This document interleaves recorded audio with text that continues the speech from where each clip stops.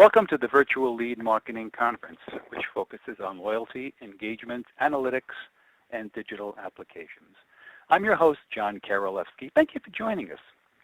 We have 5 more presentations today on topics such as virtual stores, trade management, shopper engagement, and more. You can stay with us all day or just log in and out to those presentations that interest you. This conference is interactive. If you have any questions, please type them in the chat box in the lower left of your screen. Between presentations, there'll be a trivia quiz for valuable prizes. Our next presentation begins right now, the Store Digital Twin, with speakers Francois Robin, Guillaume, Portier, and Brian Carboni. Gentlemen, the podium is yours. Well, thanks, John, and thanks, Linda, for the opportunity. We're really excited to participate today. My name is Brian Carboni, and my role is Global Marketing Director for CPG and Retail Industry at Dassault Systems. And Dassault is a global 3D experience technology company that works with CPG and retail companies, among many others. And we're joined, gentlemen, if you could just introduce yourselves very briefly. Yes, hello everybody. I'm Guillaume Portier, the Vice President of Marketing of Store Electronic Systems. We are a retail tech company headquartered in Paris, in France. And our mission is to digitize the point of sale. Hi, this is Francois Robin speaking from AtoS. AtoS is a big IT company with 10 billion euro revenue, mainly in Europe and US. And I am working in the consulting department and to try to connect the shopper experience to the digital world, as we will explain you afterwards. Fantastic. Thanks, guys. So along with Guillaume and Francois today, we're going to talk about the shopper experience from both a brand manufacturer point of view and a retailer point of view, and how we're using our technology as a way to transform that shopping experience and change the game for both retailers and brands through the creation of what we're calling the Store Digital Twin. But first, let's take a very quick step back in time and consider some of the changes in retail that have taken place, and in doing so, think about how we leverage technology to really improve the store experience. So the images that you're seeing on the screen are from about 100 years ago, and this was the Piggly Wiggly retail chain, which is still around today. And it was way back in 1916 when Piggly Wiggly really changed the game in terms of a shopping experience, and they became the first self-service grocery store in the US. And before that, shoppers would go into a store, they would present their list to the clerk, and the clerk would end up filling their order from the store shelves that were behind the counter. And Piggly Wiggly changed all that, and they allowed consumers to shop for themselves. So fast forward 100 years, and we look at the king of retail, Walmart, and we still see basically the same approach. I mean, we have aisles and shelves, and it's about how we allow shoppers to serve themselves in the most efficient manner. And in many respects, what we've created is a bit of a product warehouse mentality, which allows consumers to kind of pick and pack their own shopping cart. And in 1916, this was considered an outrageous and novel idea, and yet here we are 100 years later, and it's basically the same. So the question I would ask is, as we've evolved in retail, is that model still serving us?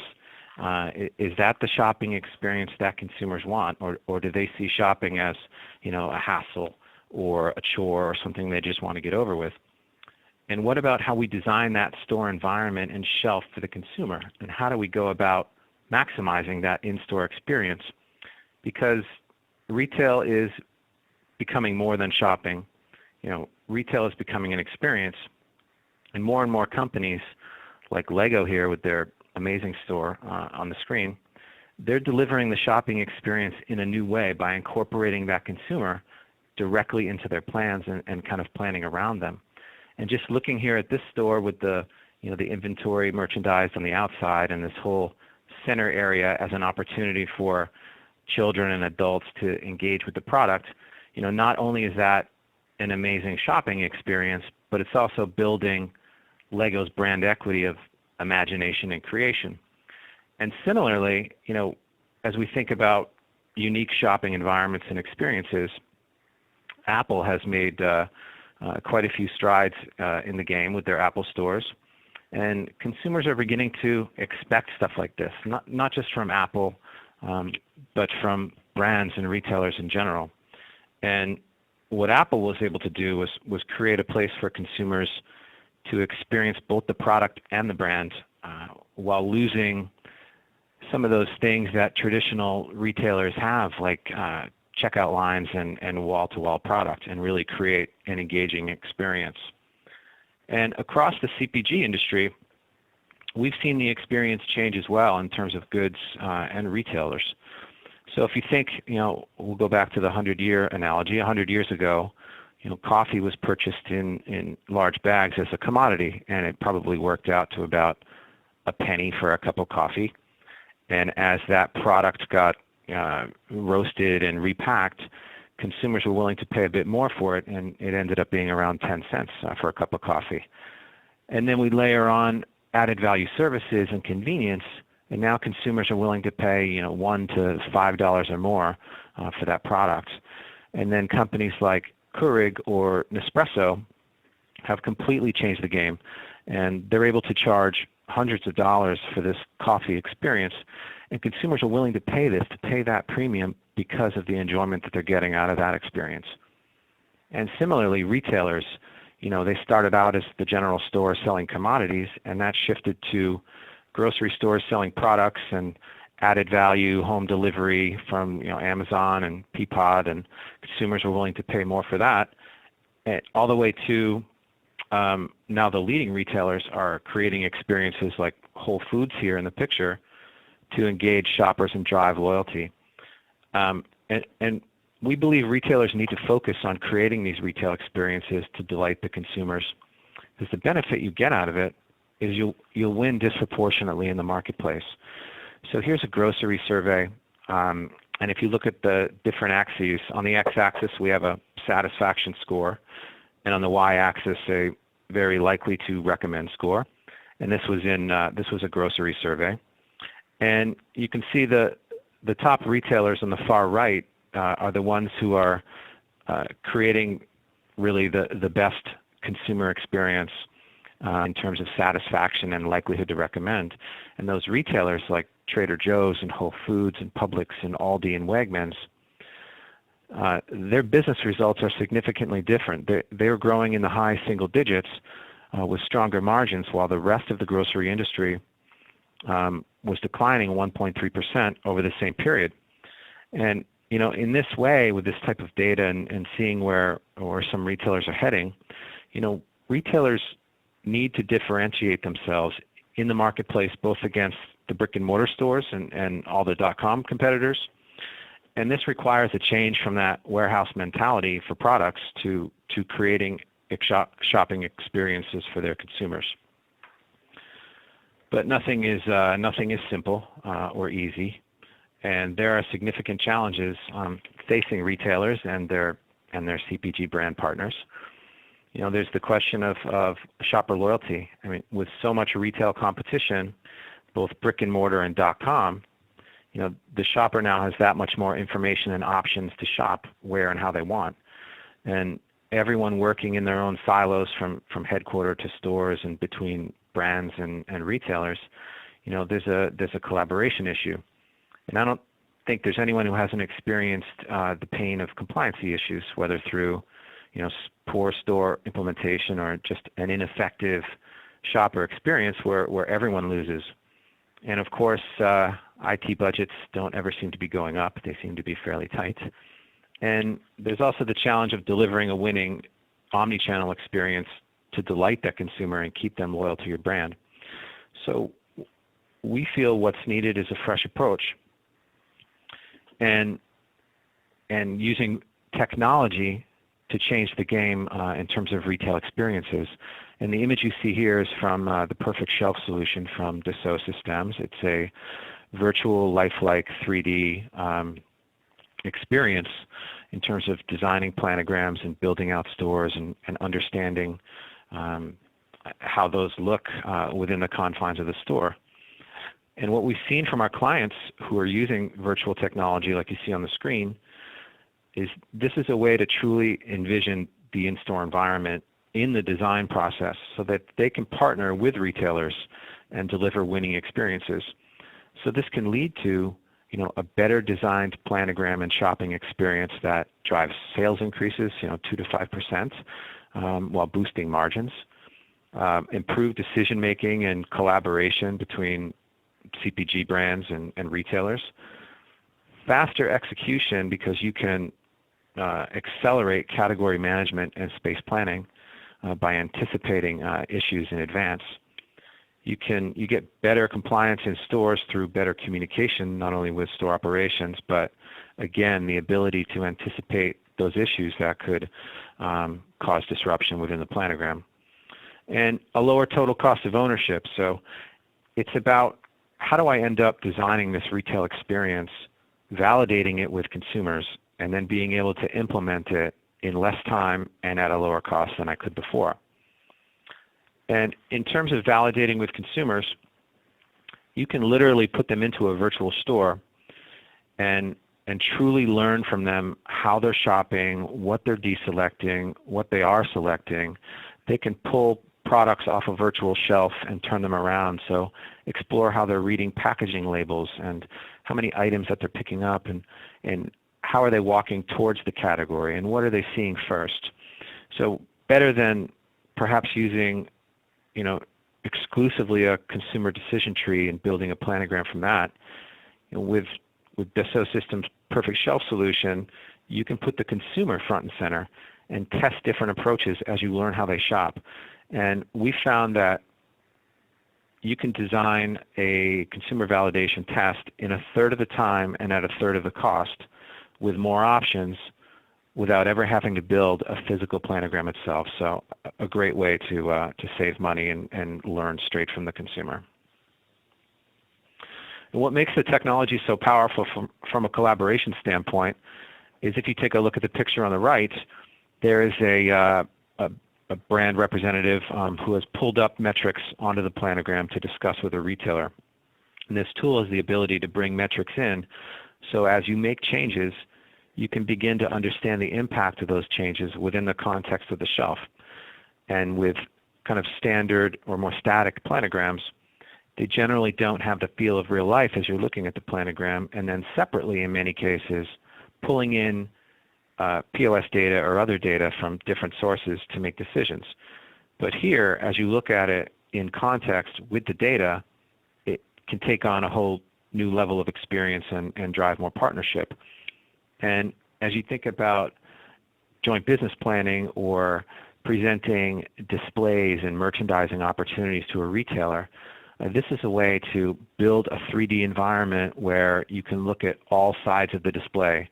You can see what it looks like on an end cap. You can see what signage looks like in the store. And then you can validate that with consumers if you want, without ever having to build anything physical until the real event takes place.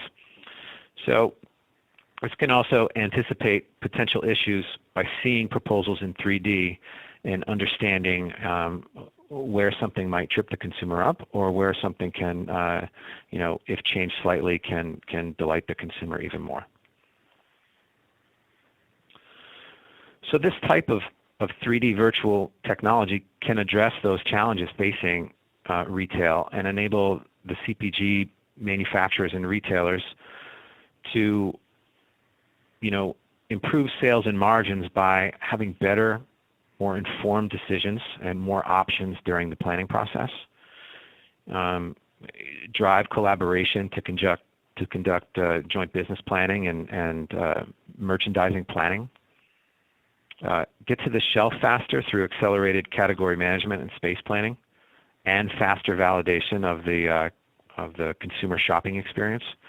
And then for compliance, imagine being able to quickly communicate planograms to store operations who can pull them up on tablets and build an accurate planogram right in front of them.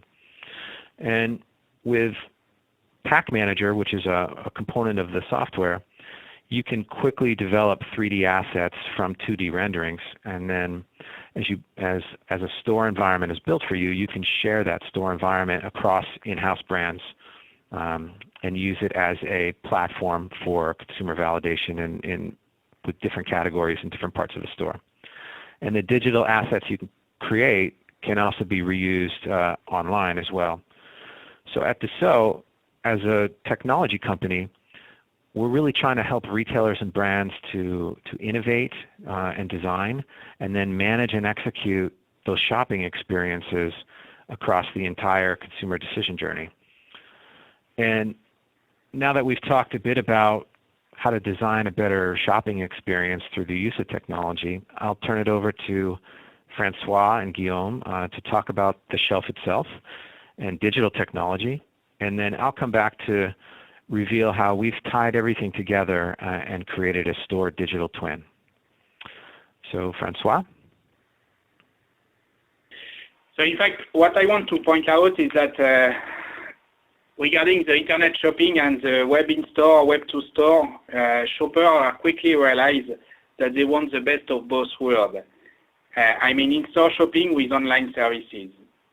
They want the search, deal finding, price comparison benefit of the internet, and the in-store experience of touching, feeling, and taking out what they are buying. So connected shopping should deliver a unified, consistent, and contextualized experience to all the shoppers across all channels to increase the sales. Sliding with in-store pickup shopping to online deliver, taking return in store or further customer place with the web. The business case extended also well beyond the shopper interest. We have, of course, a retailer, which is very important for them to build intimacy and loyalty to increase the lifetime and the value of the customer, to maximize selling opportunity with the right offer at the right time to the right customer, precision marketing, delivering faster inventory, turns in store and decrease out of stock, and to create higher margin to reduce markdown of stock. Brands as well are very interesting to jump in this collaborative way because they can communicate to a compelling brand and to persona and shopper, and also they can enhance brand equity at every store location.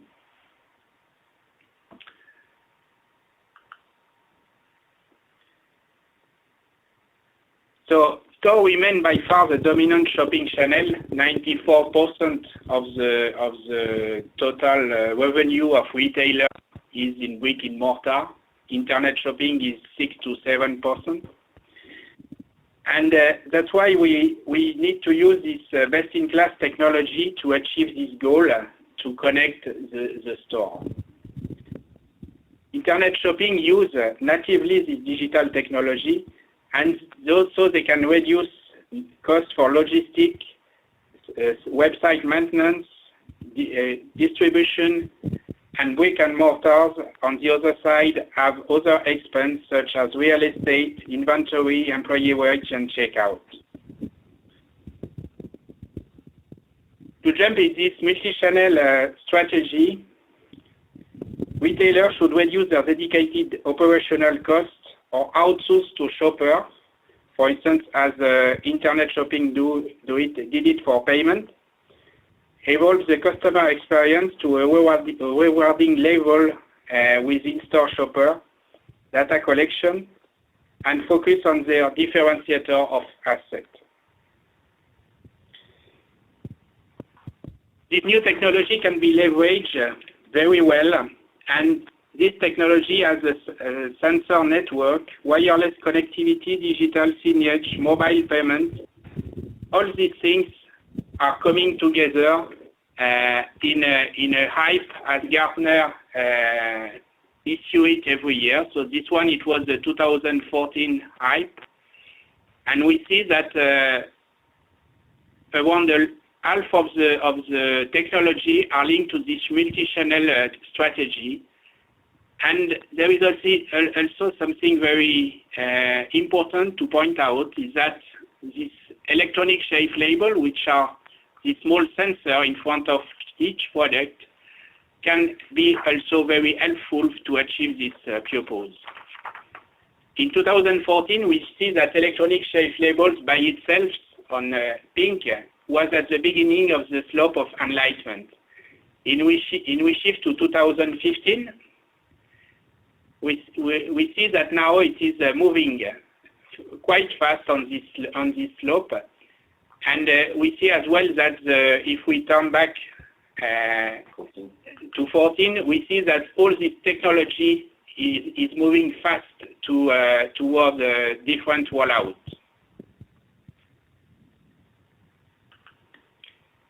So, in fact, the electronic shelf label will be a milestone of this connected store.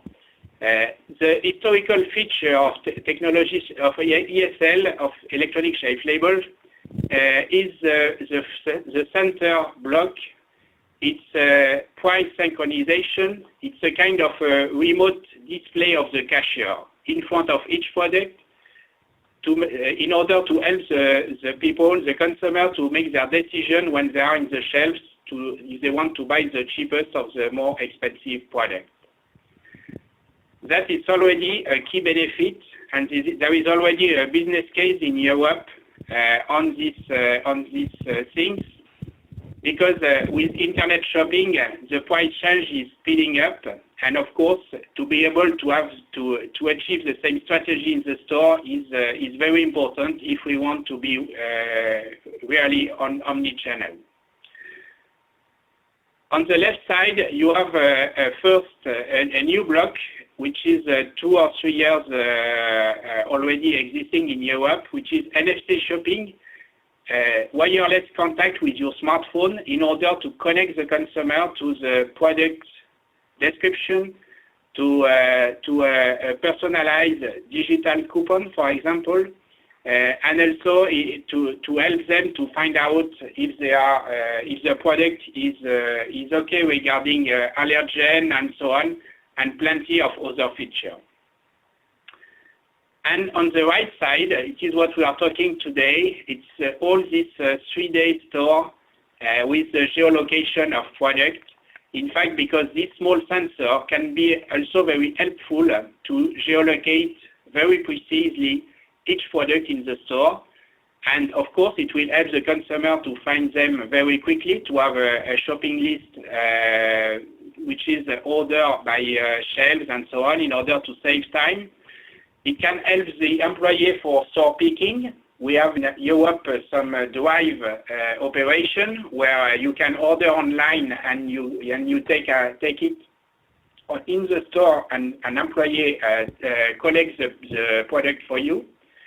And of course, the last one is the Planogram and the Planogram and merchandising, dynamic merchandising, in order to adapt the merchandising to each store by store. Now I will hand over to Guillaume Portier, which will explain you a little bit more about this technology of ESL. Please, Guillaume, go ahead. Yes, hello again, everybody. Some quick words around what we're doing at SES. So as Francois said before, the company invented, in fact, electronic shelf labeling, and you can see on this picture what it looks like today. This piece of plastic on the left of the picture. You can also see that you have a smartphone in this picture, and you will see why, because nowadays our ESLs are interactive, and we can connect through the smartphone with the shopper. So it's really interesting.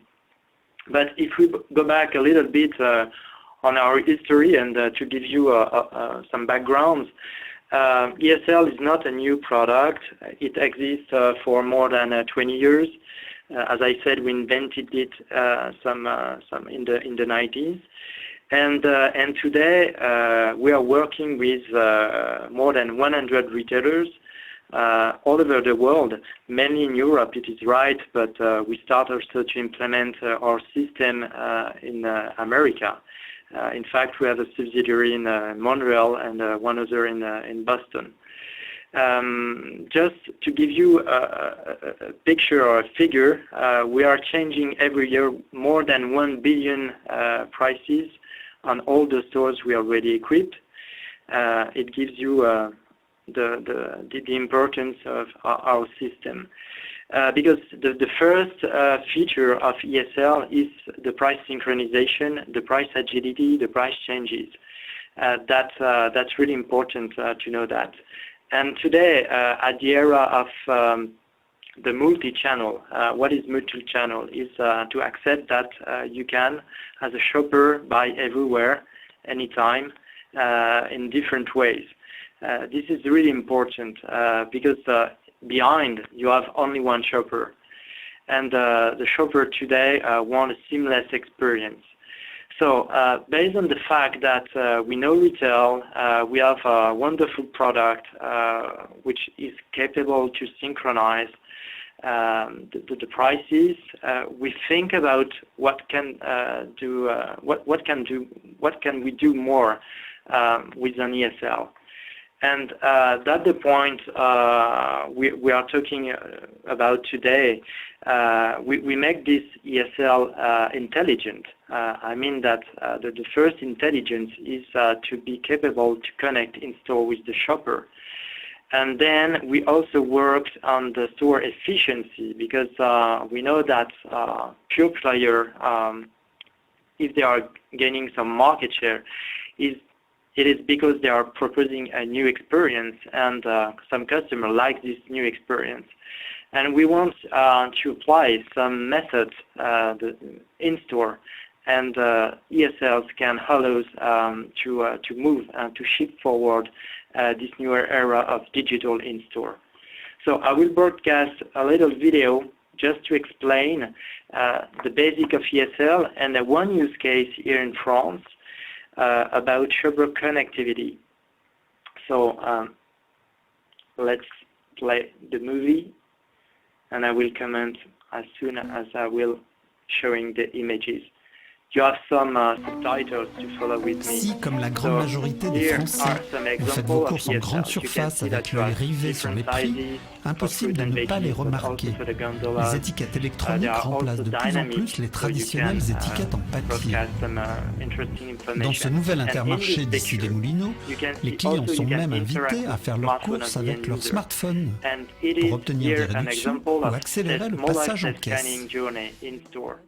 Des innovations que l'on doit à une société française créée en 1992, Store Electronic Systems, numéro 1 mondial de l'étiquette électronique. La société a équipé plus de 9000 magasins dans le monde et Guillaume Portier, son directeur marketing, est évidemment le premier supporter de toutes ces innovations. Donc ces étiquettes sont un véritable couteau suisse pour la bonne gestion du magasin. Alors comme vous pouvez le voir, elles sont élevées, elles ne consomment quasiment rien et elles vont vivre comme ça pendant 5 ans, 24/24, 7 sur 7. Et l'avantage, c'est que le distributeur va pouvoir mettre en avant sa politique commerciale et marketing à l'étagère et au produit. Ce que ça apporte, le point de vente connecté, je crois que ça répond à une attente des consommateurs. Il faut comprendre que sur la ville d'ici les Moulineaux, et surtout dans ce nouveau quartier, avec beaucoup d'entreprises high-tech et puis des cadres sup qui vivent autour du magasin, c'est pas une révolution, c'est juste une évolution de leur mode de consommation que de se connecter et gagner du temps. Et aujourd'hui, on ne saurait plus faire marche arrière parce que évidemment, on est dans un contexte aujourd'hui de guerre des prix en France, on est dans une réactivité où les prix valsent, c'est à la semaine, c'est au jour le jour pratiquement, et d'avoir cette flexibilité avec les étiquettes électroniques, c'est incroyable. Et puis pas que, quand on est en période d'ouverture comme c'est notre cas, on a besoin de connaître les niveaux de stock pour caler justement les réappros et d'avoir l'affichage du stock avant l'ouverture, c'est un super service pour notre directeur. Et quand on sait qu'un super ou un hypermarché compte des milliers de références, donc autant d'étiquettes, il faut savoir faire pratique. À chaque fois que je vais avoir à déplacer mon étiquette, parce que ça arrive, il faut que je replace le planogramme ou que je change les some other explanation. So in fact, here are some retailers who adopt ESLs. So you can see that it's everywhere in all the continents, from Carrefour to Intermarché, but also some Asian retailers, Nordics retailers, and some Northern American like Loblaws or Canadian Tire. And we are piloting in the US some new brand stores. I won't say who at this moment because it's quite a secret. So you can see one of the aspect of intelligent electronic shelf label, which is the store connectivity with the shopper. But we wanted to do more, especially to work also on the store efficiency, because when you are dealing with price changes, you are also speaking about store efficiency. And if you want to be in omni-channel retailing, you need to manage the store properly with efficiency. So the principle is that we have one ESL per product. So in fact, it is the hardware the most present in a store, because if you have 15,000 SKU, you have 50,000 ESLs, and we can go to more than this figure. An hyperstore can count 40,000 ESLs and even more. So in fact, with all those ESL in the store, we think about geolocation, because we believed in 2 years ago that if we can know where are the ESL, we can know where is the product, where are the product. And it is quite a revolution to leverage this aspect for ESL. And we did it. We did it in a simple way. Every store has a plan, a floor map, and we digitize this floor map. And we apply what you applied when you want to map a city. We applied a cadastre. I mean that the alleys will become a street, the gondolas will become some buildings, and in every building you have some different floors. So the inhabitants will become the ESLs. So the point is that with this geolocation, then you can leverage some new usages which are quite revolutionary, and you will see that with the real-time planogram, because the gesture for the geolocation belongs to the store associate. You have store associate in store, and they are linking the product with DSLs every day, because you change the planogram every day. If you want to add a new product, if you want to change the facing, and so on. So this location is a live location. Each time I will make a store planogram change, I will gather this new information and send it back to the store back office. So that means that we know in live, remotely, where are the products in every time, every day. So a quick example, if I go to the next chart, it is our software representation of where are the products. So you can see on the picture that I have a floor map, a 2D floor map, and I have also the gondola. And in the gondola, I have the prices, the name of the product, and this is a 2D planogram. This is the ESL planogram. And each time I will have a planogram change, a product change, I will this picture, I will have the live change in this picture.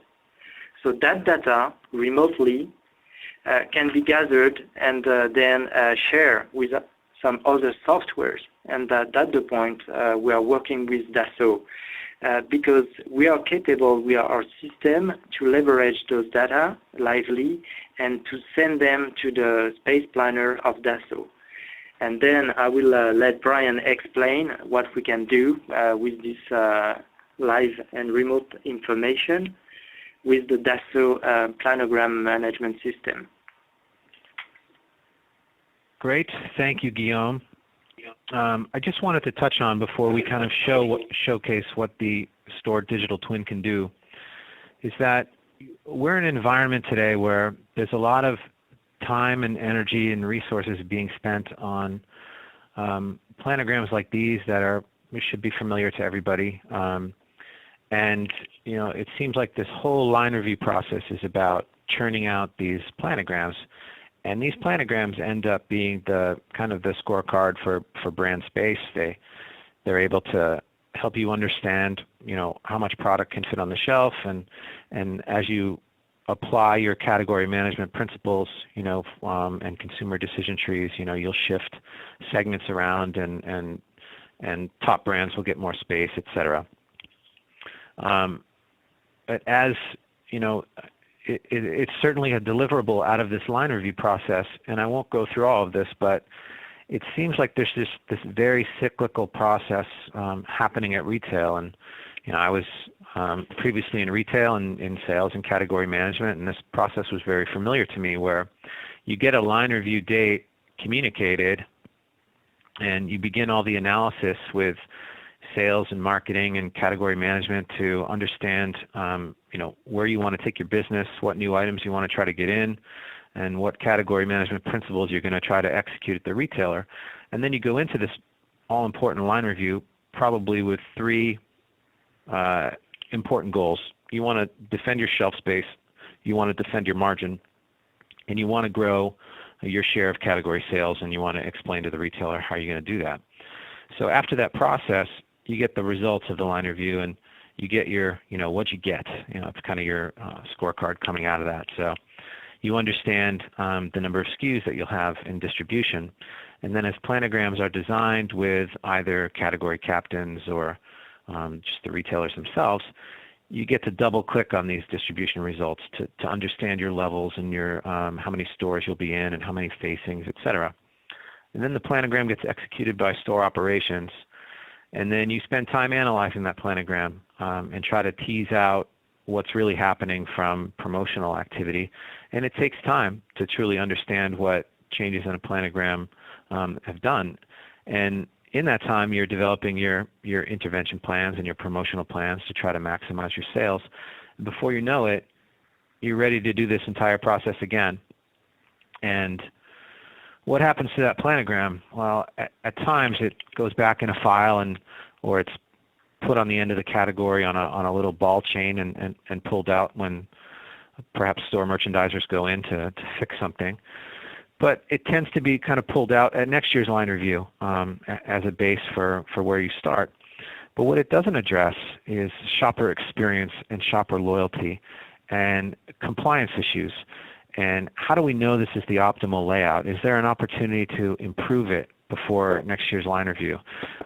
Do consumers find it as a pleasurable shopping experience? Do they like it? Are the products in the right positions? And we believe this is a critical question because retail is not a static two-dimensional environment. It is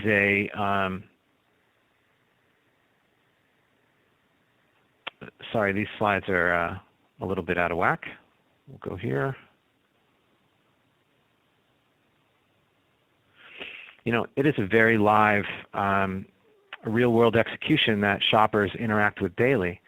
So in light of that kind of 2D static planning process and the realities of the real world, we thought about how we could make it more dynamic. So we created the Store Digital Twin. So the virtual shopping experience software from Dassault Systems called the Perfect Shelf, which I showed you earlier, we merged that with the electronic shelf labels from Store Electronic Systems to create a planogram that's updated in real time with real information where people can go in and measure assortment compliance, facings compliance, identify if there's any missing SKUs in the planogram, and really walk through the store and be able to analyze any category that they so choose. So we did create a a 2-minute video here, and I'll stop at certain times to explain things. But what you'll see is that we've created the virtual store environment of where the digital twin is in, and the category manager or whomever is driving will walk down the store aisles, and in this case it's a convenience store that was built and built to accuracy, and all the products that you see on the shelves are actually there in the real store because of the geolocation of the electronic shelf labels. So in this case, let's say the category manager wants to go down and analyze the candy section. The first thing that they're going to do is they're going to pull a couple top-line metrics. And in this case, they're going to pull assortment and facings. So the software will be able to tell you, are all the items that were intended to be in that planogram actually in that planogram? And if not, which are missing in terms of compliance? And have any new products, whether from an in-and-out merchandise display, are there any new products that kind of made their way into the planogram that probably shouldn't have? And of those items that are in the planogram, do they have an accurate amount of facings? And if not, which ones seem to be out of whack more than others? So I'll pause here. The store digital twin can immediately identify those items that are not in the planogram because they would be missing their electronic shelf labels, and headquarters or a store aisle clerk would be able to pull up this information and be able to order these products again or find them in the back room or wherever they are and remedy that situation in the planogram, which is an amazing real-time ability to, fix something that's wrong, and it could be, your brand's items that made their way out of the planogram. Additionally, you can analyze, we see here 89% of the products are as recommended. So everything in green is those items are supposed to be in the planogram. We see this 2% new products, so this item here and this item here somehow found their way into the planogram over time. And those 4 items we saw earlier are currently not in the shelf set where they're supposed to be. And just another metric that the category manager could take a look at is, okay, with this assortment in the planogram, are all the facings correct? And here we see, no, they're not. And of course, this happens over time. If product is moved back from a display and more product is on the shelf than normal, sometimes you'll expand facings to fit everything.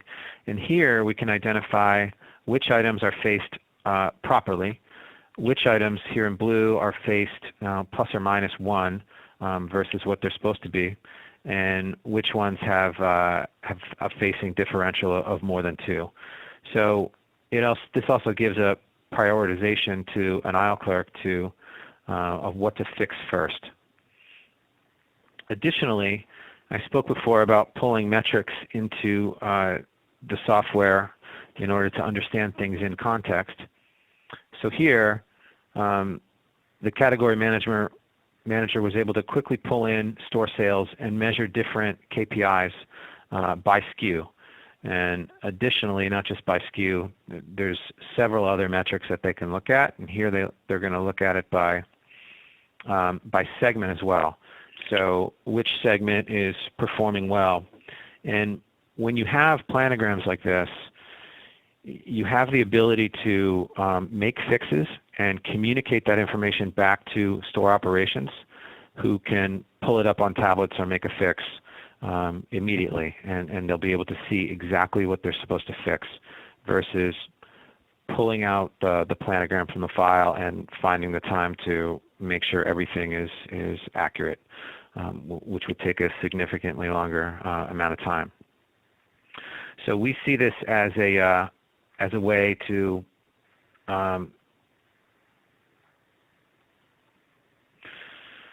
well, first the model, right? So what we've seen is this kind of seamless continuity where real world and real results in the store is fed back into the virtual world, so this stored digital twin can reflect accurately what's going on at retail through the use of these electronic shelf labels and then the perfect shelf solution.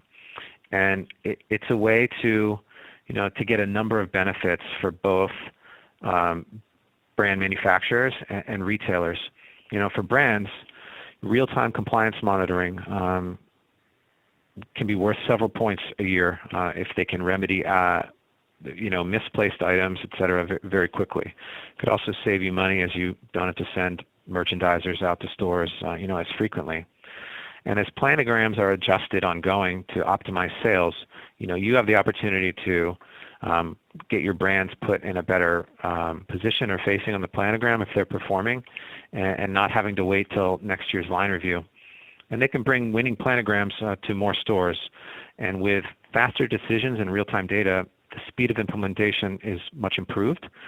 And with the 3D environment, you can build that shopping experience together with the retail partners, and then continuously improve over time and not have to wait for that cyclical planning session for your results. And for retailers, you get actionable data to improve results. You get a real-time connection between stores and headquarters to break down that agility and collaboration challenge. Real-time compliance monitoring is just as important to retailers as it is to brands. This will give you the opportunity to make better and faster decisions for the stores and drive that shopper loyalty with a well-designed shopper experience, and continuously improve that planogram over time to make sure that you're optimizing sales and margin as well as possible. And with that, we want to thank you. Please come visit Dassault Systems at the NRF or in booth 1877 for a live demo. And SES is in booth 4055, and AtoS will be in 531. And in the meantime, please visit 3ds.com. You can download white papers, articles, and experience our industry solutions. So thank you very much. Okay, well, that was very exciting and cool technology, Brian. For those, I don't see any questions in the chat box right now, but if you want to reach out to Brian with questions later on, you can email him at brian.carboni@3ds.com. Brian, thank you very much. Francois and Guillaume, merci beaucoup. Our next